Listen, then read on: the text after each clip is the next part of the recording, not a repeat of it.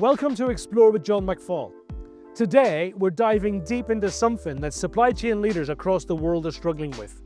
How to structure their digital tech stack to actually drive transformation, not just digitization. And if you've ever felt like your ERP system is doing more blocking than enabling, then this episode will hit home. We're going to break the digital supply chain stack down into three distinct layers. We're going to have our infrastructure, our application, and ultimately our differentiation layer. I'll show you how each one should work, what goes wrong when they don't, and why clarity here is key to building smarter, more adaptive supply chain stacks.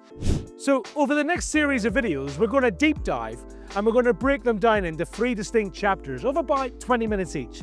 So whether you're a CIO, a supply chain director, or a transformation lead, there's insight here for you. So let's get into it. Let's start with the base, the infrastructure layer. This is your supply chain's digital bedrock.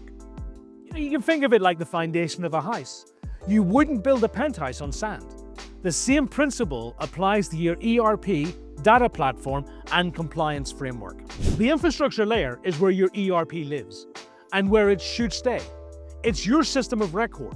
It stores your financials, your inventory master data, your procurement contracts. It's built to be accurate and stable, not to innovate. ERP does a great job of storing transactions, processing invoices, managing your general ledger, tracking payroll, management procurement cycles, and it does all of that within a highly regulated, highly auditable environment. And that's the point. It's designed for control, not for change. Now let's take a moment to understand why pushing ERP beyond its core purpose is such a common and ultimately very costly mistake. Companies believe that since ERP touches everything, it should manage everything. But what happens is scope creep, and with scope creep comes rigidity. A global manufacturer I worked with invested in embedding their S&OP process directly into their ERP. On paper, it made perfect sense. Have one system, avoid integration problems, and simplify data management. In practice, however, the opposite happened. The system became difficult to update. Data refreshes were delayed, and planners had to pull numbers into spreadsheets just to make decisions. Ultimately, they lost the agility that they wanted, they lost transparency, and the team lost trust in the system. What was the cost to them? It was millions in stock out and expediting. And the kicker? When the market changed mid-cycle, they had no visibility or responsiveness. The lesson they learned? Stop trying to make your ERP more than it is. It's a ledger, not a cockpit. So what should go into your infrastructure layer? Your ERP, yes, but also your identity and access management, your cloud infrastructure, your security and compliance stack, your data lake, your integration fabric. This is where the concept of built to last comes in. We prioritize stability over change. So therefore the goal isn't change fast, it's to ensure accuracy, consistency, and availability. You want an infrastructure layer that supports other layers, not one that tries to do everything by itself. And let's not forget the importance of APIs here. APIs are what let you connect your legacy systems to modern applications. It means you can, run a cloud-native planning tool or a TMS while keeping your ERP untouched and intact. That's architectural freedom. Now look, remember this. Data is your raw material. If the quality is poor, so too are your outcomes. ERP does not clean your data. That's why you need robust data management and real-time validation tools. So these are part of the infrastructure. They're not optional extras. Let me give you a basic example.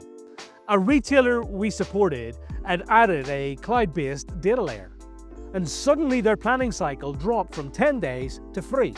But why? Well, because they could finally trust the numbers. And that's a real benefit of investing in infrastructure. Not speed, not necessarily innovation, just trust. So what do you need to remember about your infrastructure layer? It's not a place for innovation, and it's not a place for agility, but it's essential. Without it, the rest of the tech stack can't function. It's built to last, so secure it properly, connect it wisely, and whatever you do, don't overload it. Now that we've laid the foundation with a solid infrastructure, it's time to take a look at the layer where real-world action takes place. This is the application layer. This is where your supply chain breathes, where data becomes decision, where decisions become action. So think of this layer as like the engine room. It's where tools like warehouse management systems, transportation systems, manufacturing execution systems, and customer relationship management tools, they do all the heavy lifting. They're operational by nature, they execute, they update, and they respond. In too many businesses, these systems are hardwired into ERP. Or worse, they're bolt-ons that are dependent upon monolithic platforms. What that creates is fragility. If one system fails, everything slows. If you need to change how something works, you're stuck in the world's longest IT queue. But you know what, modern supply chains, they just don't work like that. Customers expect same-day delivery, forecast change every few hours, weather events, supplier shortages that need real-time rewriting. You can't wait for weekly data syncs to make decisions. Let's map it out. So we've deployed our ERP system and we've now got our composable applications on top of it. These are your best-of-breed solutions that perform their function and stay loosely coupled. Let's think that through. You've got a cloud-based warehouse management system that speaks directly to your inventory database, a transportation management system that integrates live data and carrier capacity, a production scheduling tool that talks not only to your manufacturing execution system, but also your shift manager's tablet at the same time. These tools aren't just software, they are ultimately strategic enablers. Your transportation management system, for instance, isn't just a booking system, it's your agility lever. When a port closes due to a strike, can you actually rewrite your inventory? Well, if your TMS is built correctly, you can do so in less than an hour. Let me tell you about a beverage company we worked with. They had an ERP-based transportation planning tool, which was okay, right up until holiday season. When the volume spiked, the system crashed, and the team had to manage deliveries on spreadsheets. When we moved them to a standalone transportation management system with live carrier integration, they not only survived peak, they actually improved delivery efficiency by 18%. So we had to step back from that result and say, well, an improvement in delivery efficiency during peak is outstanding, but we had to ask the question, what changed for your team? And the director of logistics for the company was clear. He said, look, we finally had control. Real-time visibility meant fewer calls, faster escalations, and happier customers. That's the power of this application layer. Composable architecture is key. Instead of trying to do everything in one platform, you design your system like building blocks. You can upgrade a block, remove a block, or add a new one without shutting down your whole stack. That's the difference between surviving and thriving.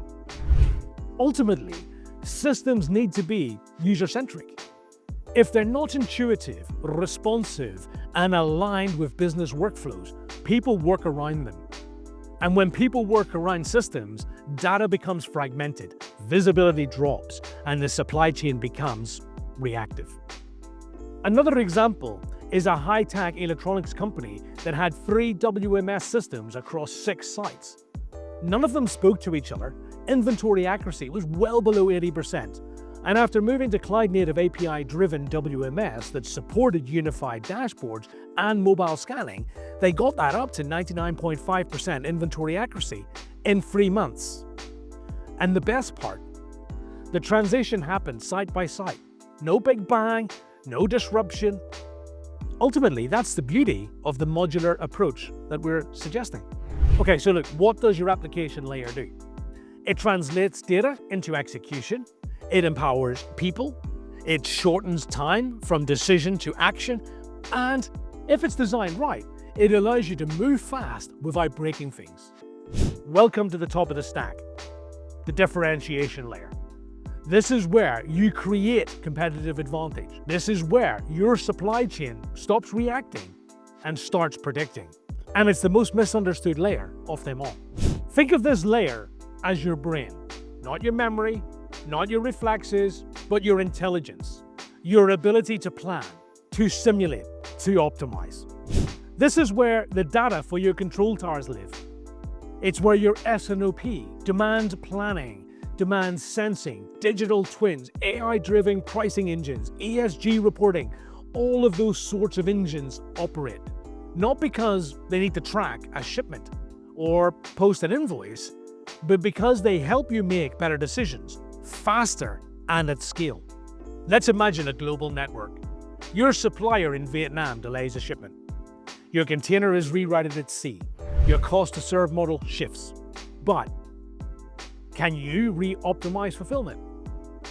Can you reprice the product?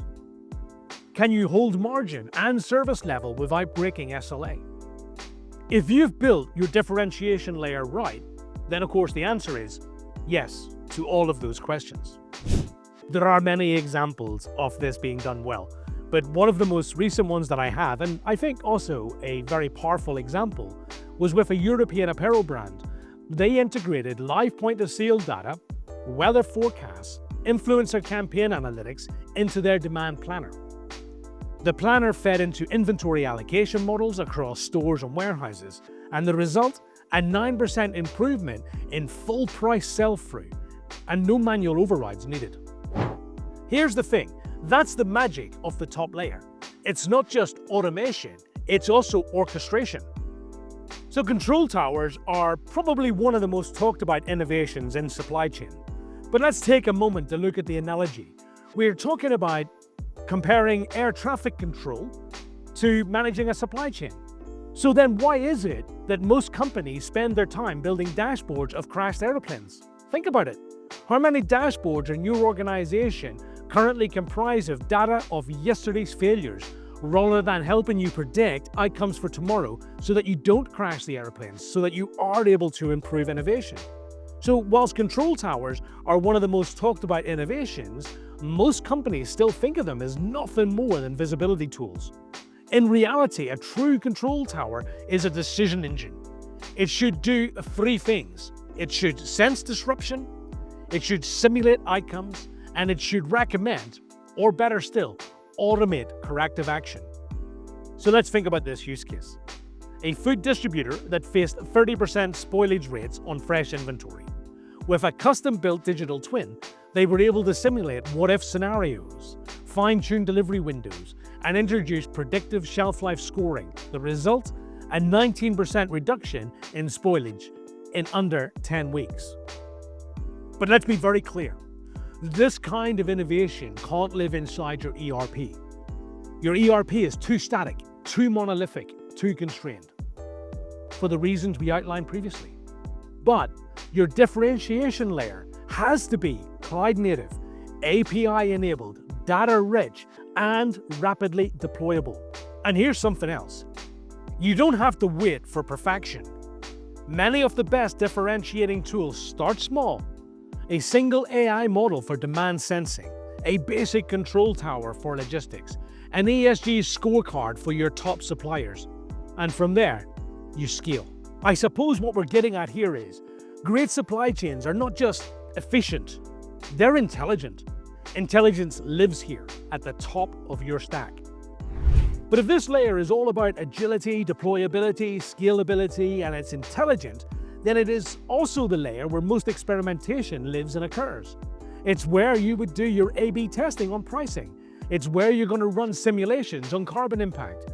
It's where you're going to use digital twins to try out, new fulfillment strategies without changing your actual operations. If it works in the twin, push at the execution. If it fails, just learn fast. Think of it this way. This differentiating layer really can become your digital R&D lab. The better this layer is, the more adaptable your business becomes. So to wrap this up a little bit, your infrastructure gives you stability. Your application layer gives you execution. But your differentiating layer, that's where transformation happens. That's where you learn faster, respond smarter, and ultimately lead the market, not just keep up with it.